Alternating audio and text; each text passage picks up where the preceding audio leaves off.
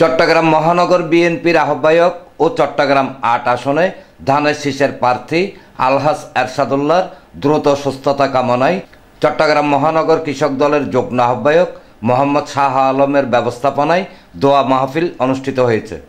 শনিবার বাদে আসা আমিন শিল্প অঞ্চল ৪৩ নং সাংগঠনিক ওয়ার্ডের শান্তিনগর এলাকায় আয়োজিত মাহফিলে নেতৃবৃন্দ এরশাদুল্লাহর উপর গুলিবর্ষণ ও বর্বরোচিত সন্ত্রাসী হামলার তীব্র নিন্দা জানান এবং তার দ্রুত সুস্থতা কামনা করে মোনাজাত করেন।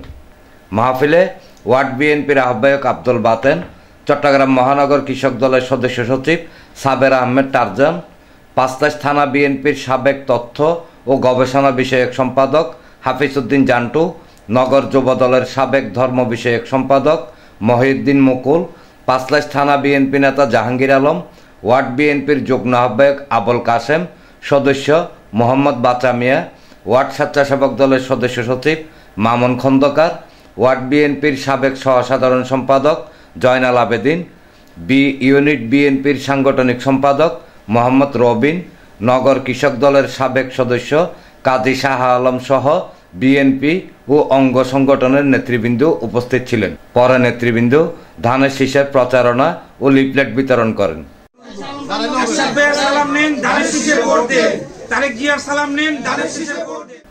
এনামুল হক লিটন, প্রগতি 24 টিভি।